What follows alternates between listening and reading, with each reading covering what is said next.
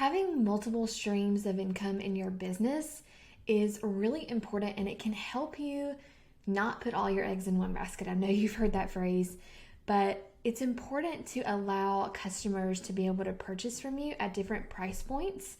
And building a product suite and creating a customer journey can really help you with that. So that is what we're going to be talking about in this episode. What is a product suite? How do you create one? And then how do you really create that customer journey that helps your customers go through your different products? So let's start with the product suite. What is that? It's basically a collection of all of your offers. So offers could include a course, a membership, a low ticket or a mini offer like a mini course or an ebook or a collection of templates. It can include digital downloads, which is a special type of mini offer. So digital downloads could be like, one template, or if you're in the teacher space, clip art or teacher resources. Or let's say you're in the cooking space, it could be a recipe ebook. You can include, things like templates for a website. So lots of different things that you can include for a mini offer. And the really important thing to think about when you are creating a product suite is all of your products should make sense with your niche. Now, I will say, as you grow and as your following grows, you can branch out, and that is totally fine. But I see this where people in the beginning have offers and they really are not cohesive.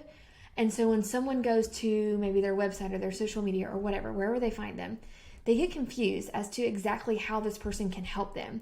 So maybe they have, a workout guide, and then they also have how to DIY paint your furniture in your bedroom guide.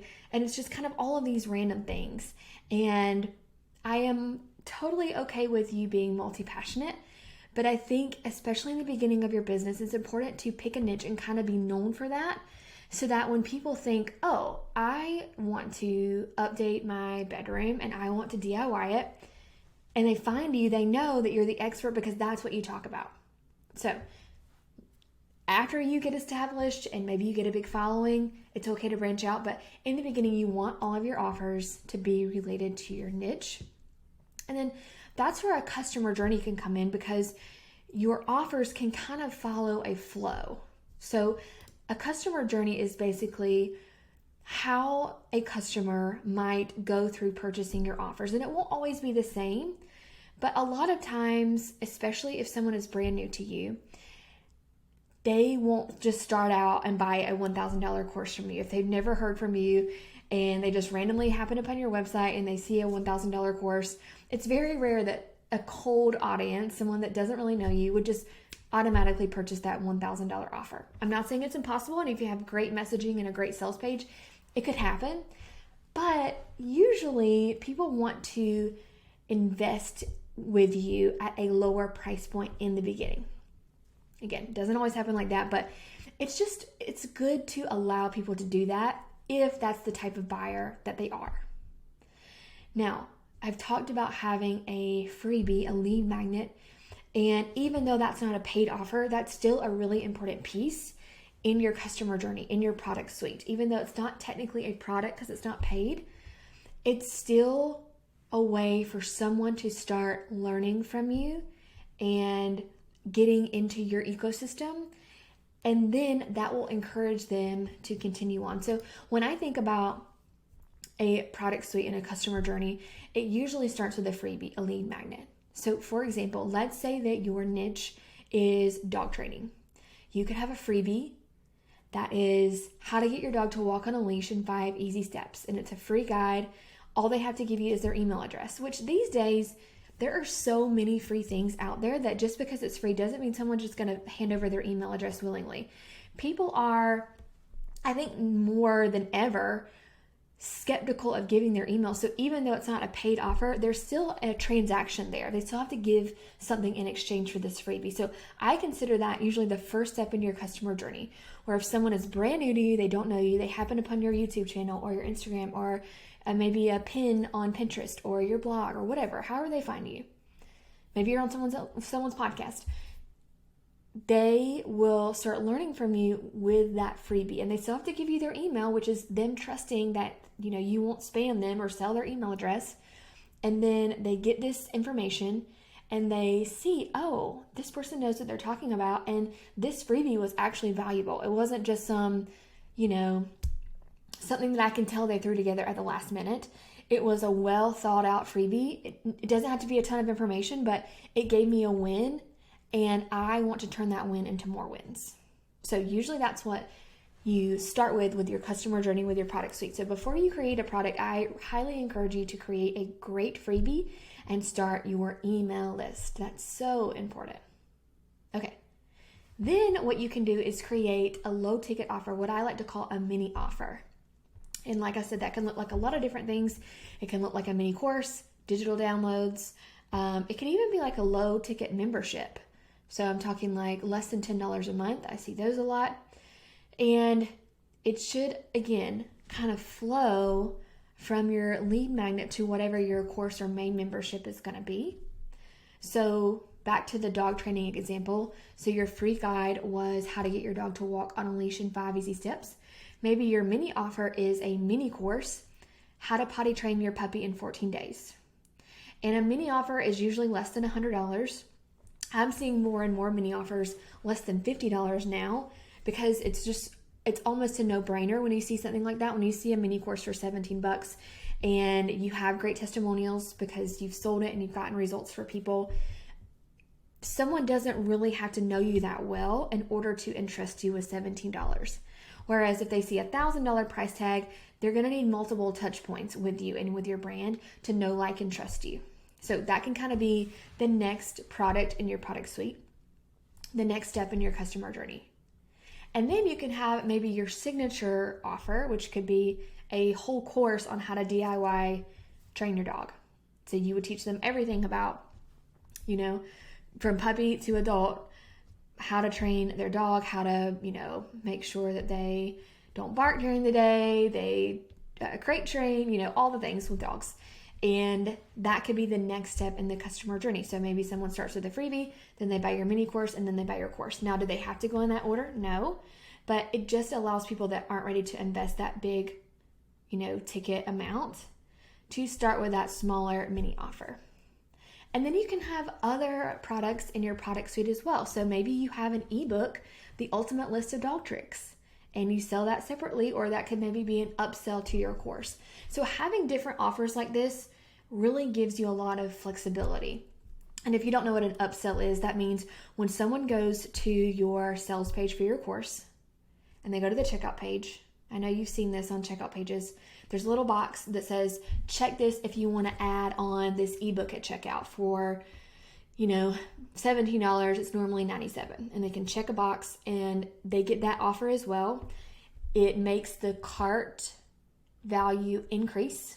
So instead of just being the course price, they're also paying that extra.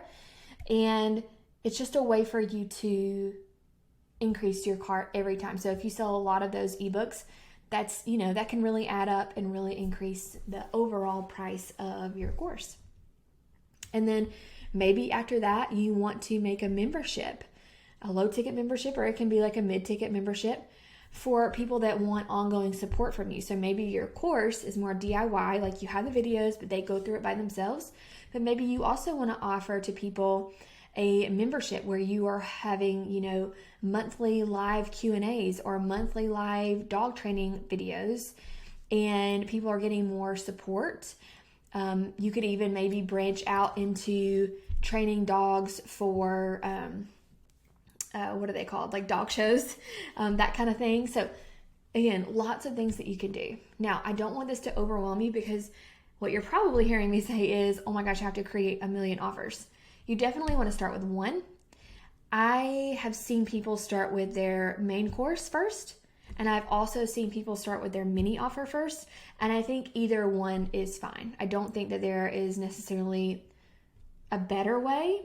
I like starting with a mini offer only because it doesn't take as long. However, if you're brand new and you don't know the tech, it may take you longer than you think to get it all set up and to understand how to sell it and that kind of thing. So it's really up to you and kind of what you already have an idea in your mind for. But as you are thinking about your course, this is so important too. I made this mistake myself.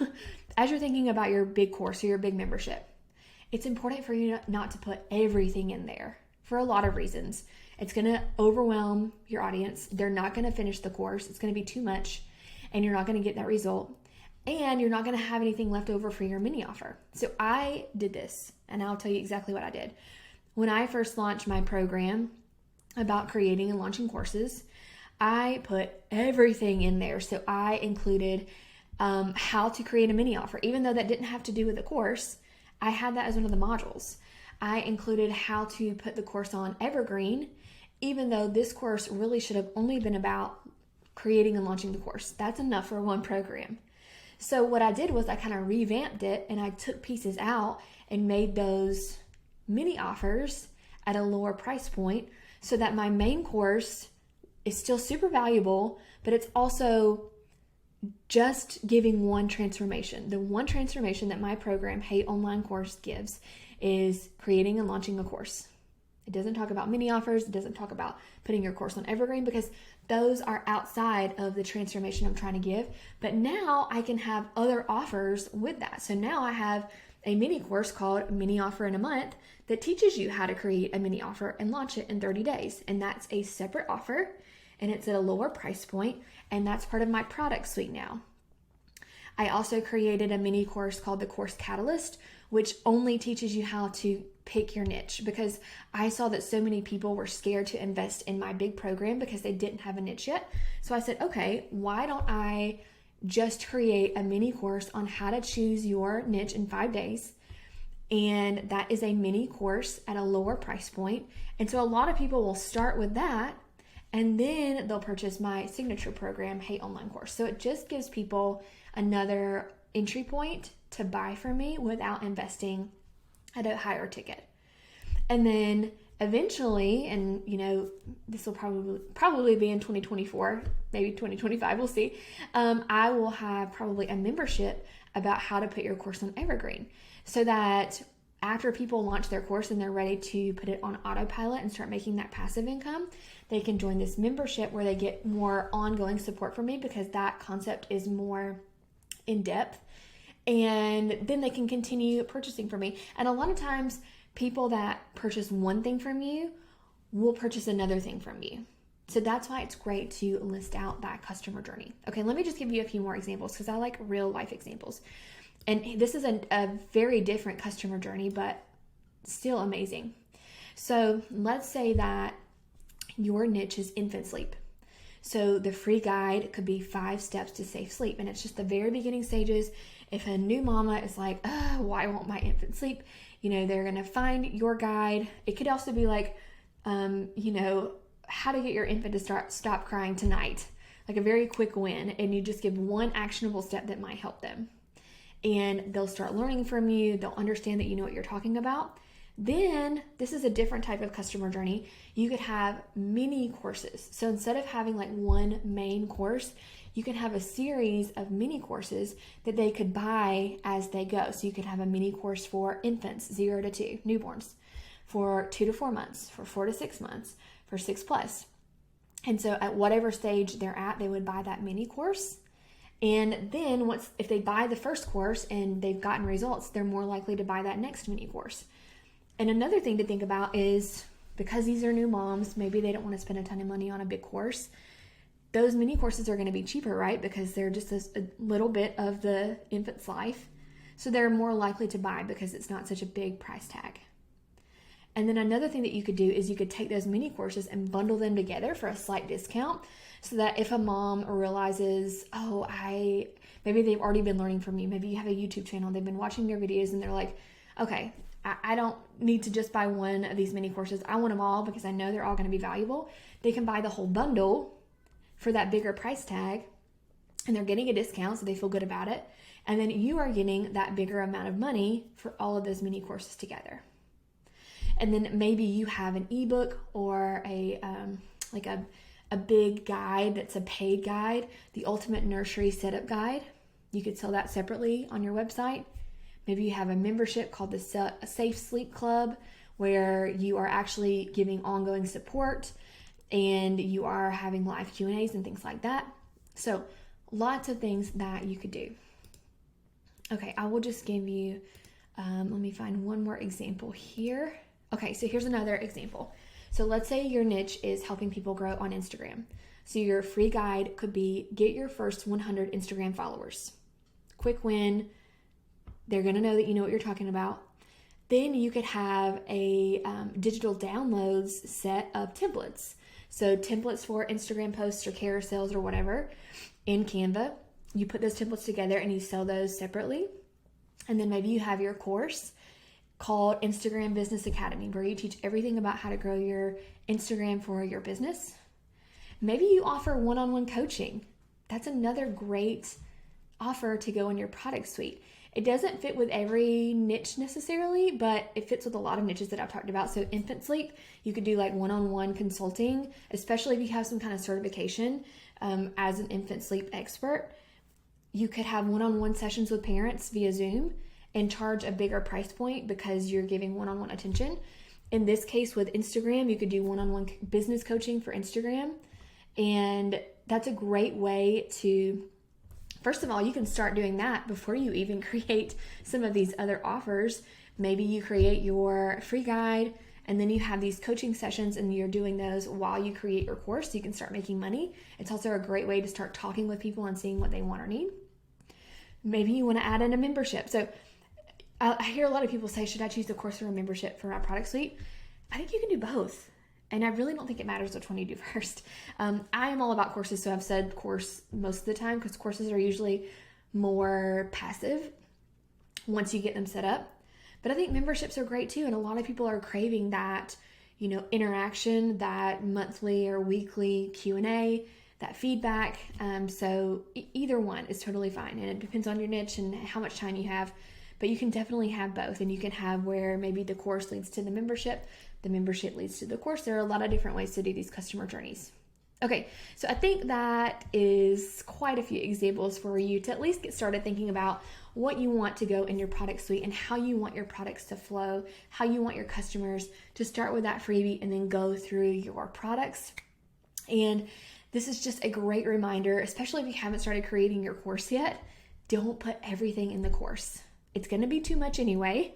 Just give your customers that one main result, but all the other things that are nice to have and could go great with your course, make those mini offers. Make that a mini course or a membership or digital downloads. That's a great way to have multiple offers so that your customers can, work with you at multiple price points. And it's really just going to increase your streams of income, which is always great. All right, I hope this is helpful.